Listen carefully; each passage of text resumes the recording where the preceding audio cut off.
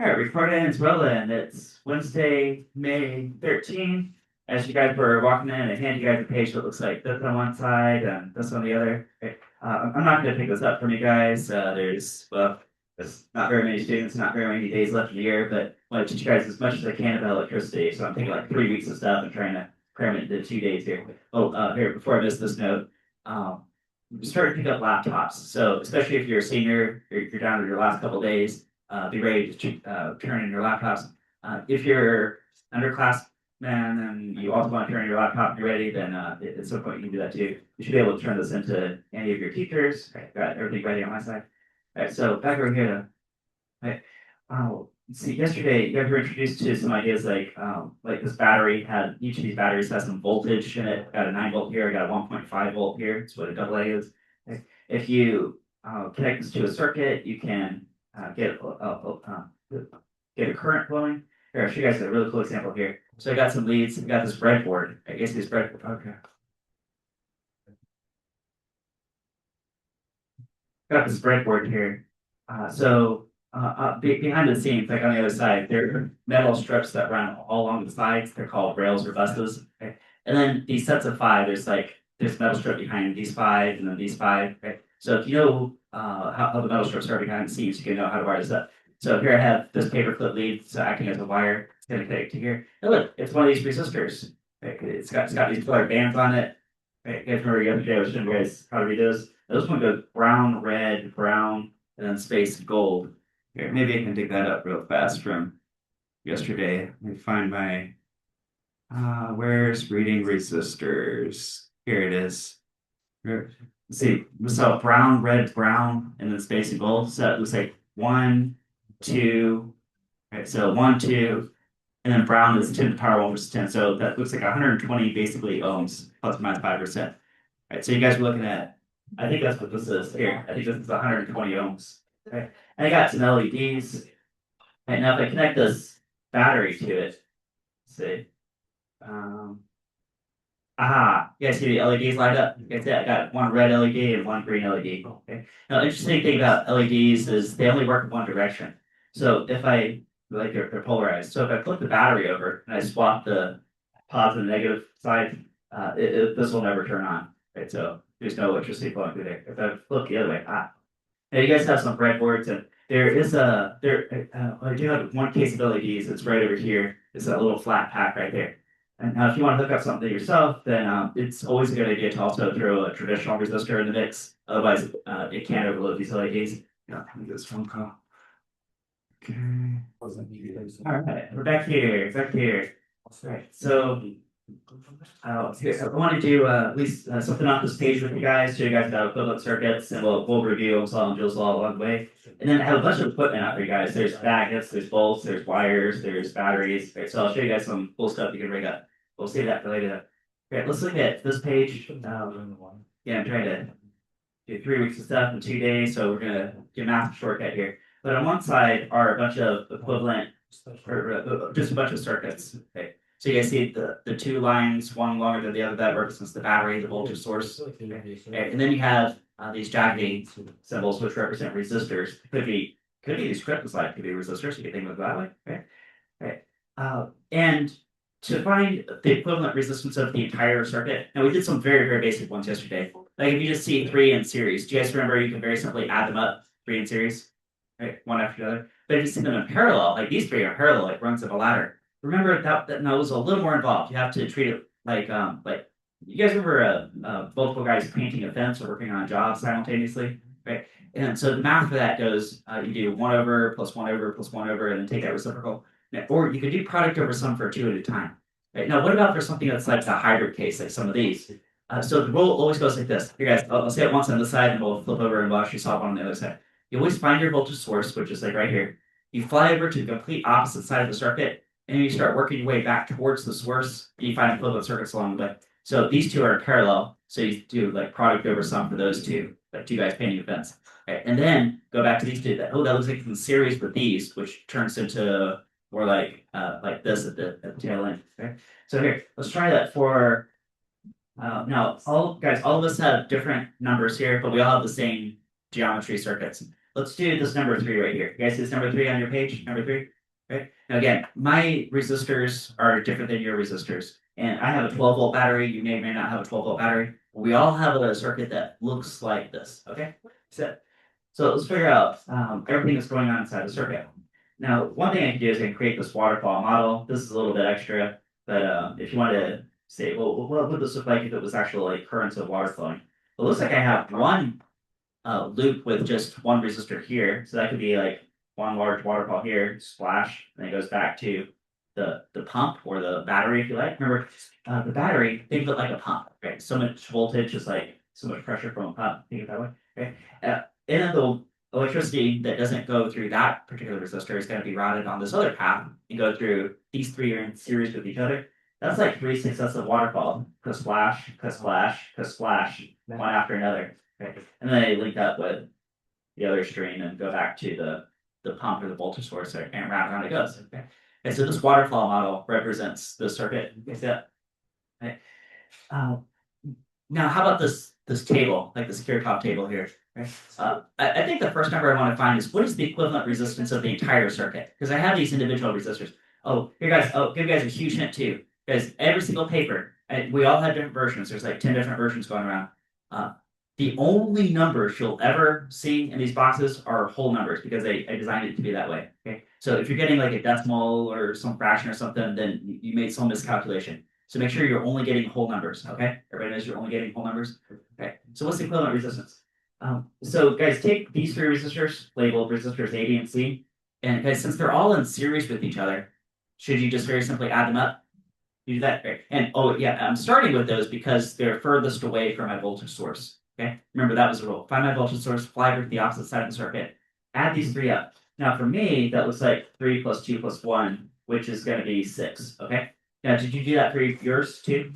Yours too? Okay. So I'm going to make believe that there's only one resistor over on this branch, and it's 6 ohms. Or well, for me, it's 6 ohms because I added up these three right here. Okay. And did you do the same thing on yours? Okay. Now we're going to bring in this last resistor, this resistor D, which I have labeled at the top here. Okay. And guys, is that in series or parallel with the other three? It isn't parallel. It isn't parallel. Okay. And it's common to redraw the circuit, so maybe for good practice, I should do that anyway. Okay. So I've got this voltage source, I have this resistor D here, which on my paper is labeled 3 ohms, but it's probably different on yours. Careful about that. And then these three amigos over here, I already added up and got 6 ohms because those were in series. Right. Again, it's different on your paper probably. Okay. This is what my equivalent circuit looks like. Okay. And you guys said these two are in parallel. Guys, parallel. Is that like two guys painting a fence? Now, let's do a little mental math. Take an estimate. If it takes this guy 3 hours to paint a fence, and this guy 6 hours to paint a fence, but they're going to make a two-man team, approximately how many hours do you think it would take together? And you know it's a whole number. Guys, if it takes you 3 hours to paint a fence, and you're getting help from your friend, it's going to take you longer or shorter than 3 hours? Shorter, right? Shorter. Right. Can I do product over sum? Resistance equivalent is 3 times 6 over 3 plus 6. Some number of ohms. Guys, I can do product over sum, right? Okay. So is that 18 over 9? Oh, that looks like 2 ohms. Okay. Guys, did you do that on your own circuit also? And you got a whole number. Does everybody have a whole number for their entire circuit? You guys got that? So I'm going to go over to resistance equivalent from the point of view of the battery. And I can write 2 on my paper. But again, that's only for my paper. Okay? Did you guys figure out for your paper? Here, I'll step through that process again. So first thing I did was I took these 3 resistors in series, which are very far away from the battery. That's why I'm starting with those, and add those up because they're all in series. Now for me, that ended up being 6 ohms. So I write down 6 ohms right there. Okay. Then I say I'm going to move towards the voltage source, and I run into that last resistor, which is 3 ohms. I say, well, since those are in parallel now, I can do product over sum to get the equivalent resistance, and that happens to be for the entire circuit. Boom, done. Okay. Does everybody have a whole number? You should have a whole number. There should be no decimals. There are no decimals anywhere on this side of the paper. Okay. Let's move on then. So, do you guys remember Ohm's law? Ohm's law says current is equal to voltage over resistance. You guys remember that?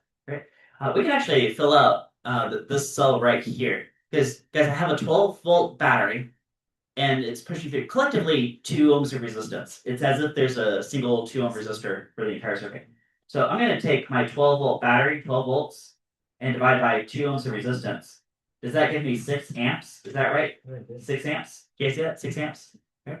Then I go over to this cell and I say, well, there's 6 amps of current flowing. Okay. Did you guys figure out the current flowing in your circuit from your battery? Okay. Again, these are all whole numbers. All whole numbers.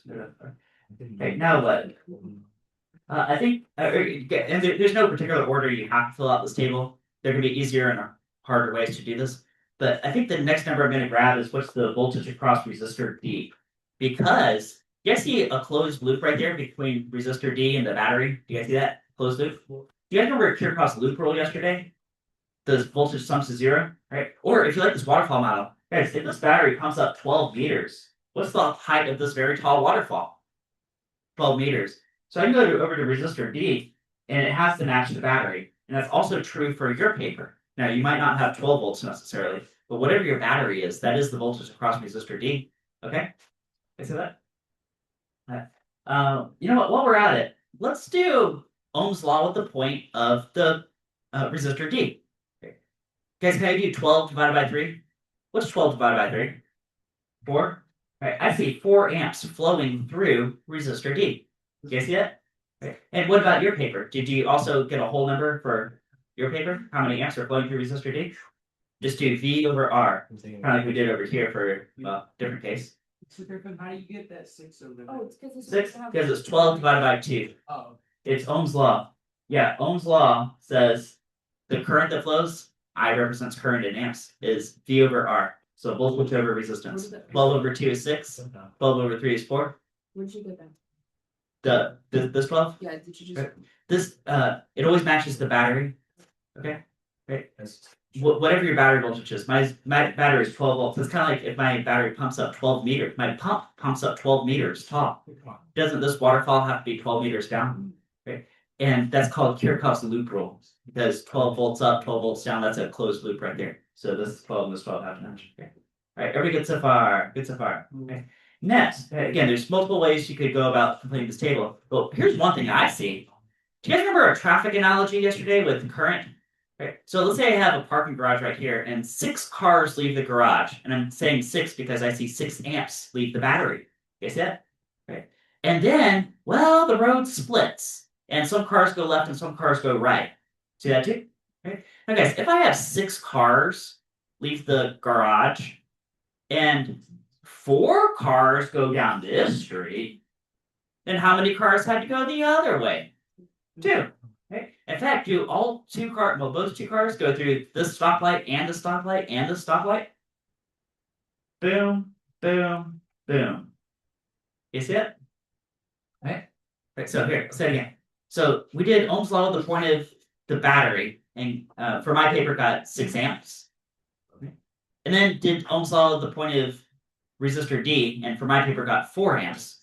So if 6 amps left the battery and 4 amps went through resistor D, then the other 2 amps had to go along the other branch. Okay. If both of them are the same number, you just put them. What? If you get like the same number for the top and the bottom. That shouldn't be the case.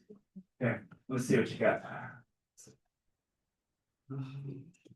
But you're trying to do a way to like combine both batteries so it comes more power in.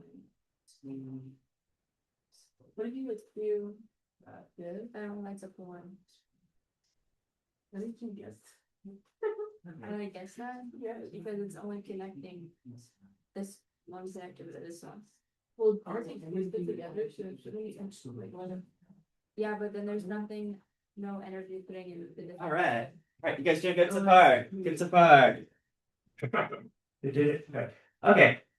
You know what we can do, guys? We can use Ohm's law to figure out what's the voltage drop across each one of these, right? And guys, before we do it, I'll let you guys know too that the voltage drop is proportional to each resistor.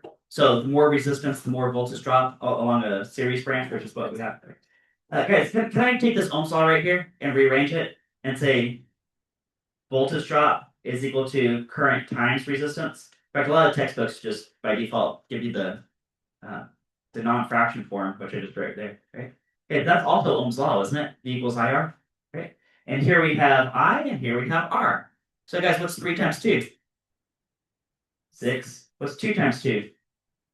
4. What's 1 times 2? 2. Right.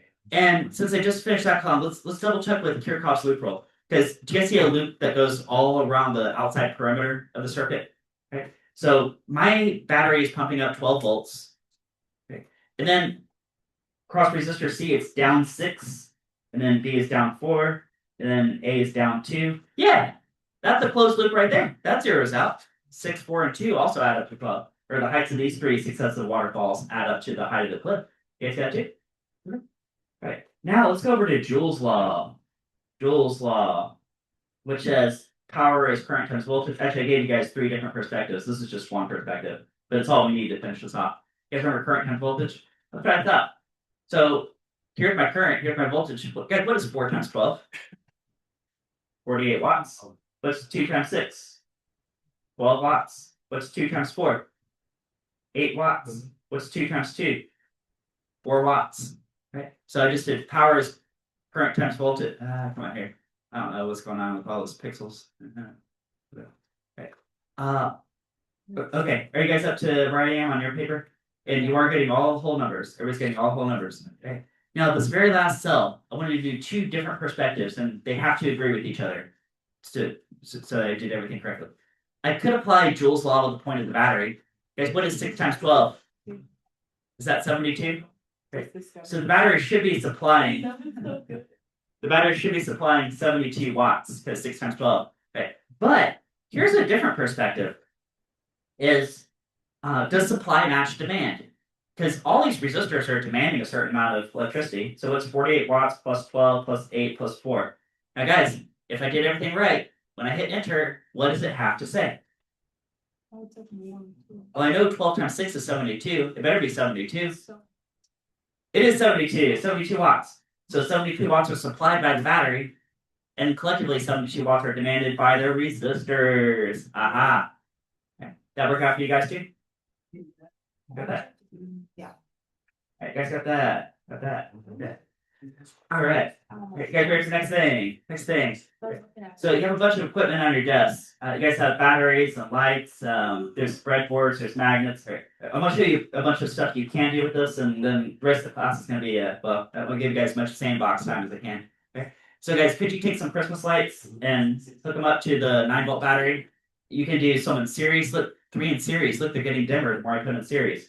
Can you do 3 in parallel if you like? And oh, whoa, those are all super bright in parallel because they're all getting the maximum voltage.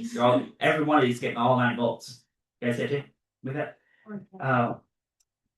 Show you guys some electromagnetism stuff here.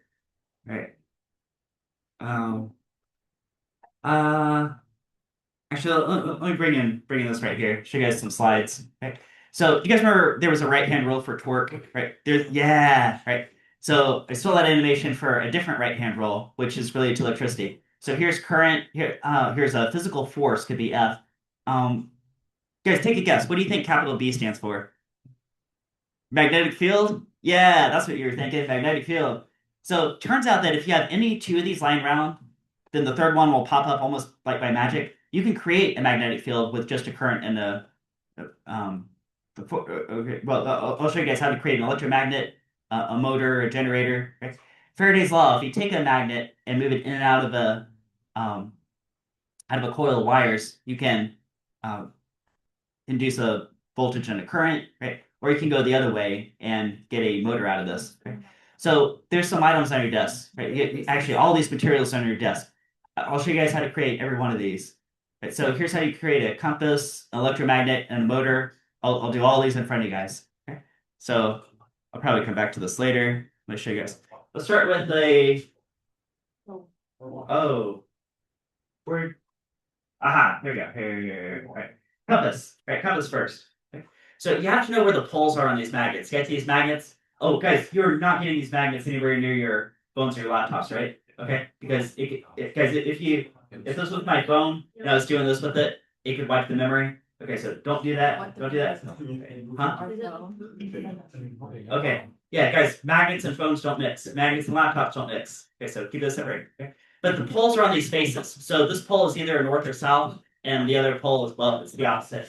So I'm gonna put this in this cup horizontally. So you guys know the poles are horizontal. You guys know that? And in this cup, I have some some high quality H2O. Then put this in here, and this will. Oh, did you guys see that spin right there? You guys see that spin? Here, let me get all the other magnets out of the way too. Okay, guys, I'm gonna reorient this. And watch this. Watch this. Hey, you're not gonna do it now? Like that singing frog from the 90s. Oh wait, there it goes. There it goes. Yeah, that worked. Okay. So guys, that way. Guess which way that way is? No. North. That's north. And that way south. There we go. Okay, so this is an Earth's magnetic field. That's a compass, isn't it? That's a compass. So you can build a compass too. You just need a couple cups, some water, a few bar magnets, create a compass. Okay, next thing I want to create with you guys was let's go electromagnet. Okay. This might be a half assembled for you guys already. Is if you can find a bolt and a coil of wires around this. And then you just need a battery. So let's take our 1.5 volt right here. Okay. Now, guys, notice there's no magnet anywhere nearby. We need to get some paper clips here. Get borrow some paper clips from you guys. Paper clips. This. Okay. Guys, notice there's no magnets anywhere on screen. You guys see that? No magnets. No, there's no permanent magnets. But if I connect these leads to this wire, so the wire is insulated except for these stripped ends. Okay. So connect the leads to this battery. Okay. Then that should create a magnet. This is just gonna. If I don't have a dead battery, I wonder if I do. Let me try a different battery here. Let's try this one. Yeah. Oh, you're getting a magnet to work. Oh. There you go. Yeah, look at that. You guys see it's gonna pick it up? Creates a magnet. Okay. Now, as soon as I detach the battery, it should lose all its magnetism. Let's see if it does. Yeah. Okay. Guys, I detach the battery and see it doesn't pick up anymore. But if I connect the battery, it's gonna turn into an electromagnet. There we go. It's an electromagnet. Okay. So now you guys can create magnetism even without a permanent magnet. That's it. That's an electromagnet. And the third thing I want to create with you guys is a motor. Okay. Now this one, okay, guys, if you can get some wire that's insulated, except you strip the ends, and look at the shape here. You guys see it coils around a couple of times, and then because if you draw a line between the two leads, does it go through the geometric center of that circle? Yeah. You see that? Okay. Those are all little details that help make this work. Okay, so I take my paper clips and extend the lead to this battery. Okay, like that. Okay, you guys see I'm extending the leads to the battery with the paper clips. Is it? Okay. And then let me get some magnets in the picture here. Okay. Now you do need This sounds strong as magnets. yeah. Okay. You need a stack of magnets, probably at least 4. Guys, see how I have 4 magnets right here? Okay. I'm going to put it so the pole is facing up. You guys see the pole's facing up? Okay. Now, you guys are about to see an application of the right-hand rule here, because I have a magnetic field, permanent magnet field. As soon as I connect this, these leads to these leads, then it'll create a circuit, and we'll have some electricity flowing with the current. Put this current in this magnetic field, it should generate a force. So let's see if it does. Oh, look at it go! Look at it go! You guys see it spinning? Yeah. You guys, how long will that spin for? Or could it spin for? Wait, until what?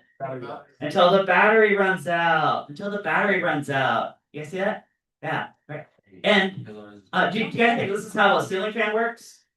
Do you think this is how a vacuum cleaner works? Anything with a motor. Do you think it's how a blender works? Guys, it's all the same thing. Right? We're just taking a current, put it past a magnetic field, and it gets it to spin. That's it. Right? Hey, could you do this backwards? Because what if you had a wind turbine or a water turbine? Right? Could you force something to spin in a magnetic field?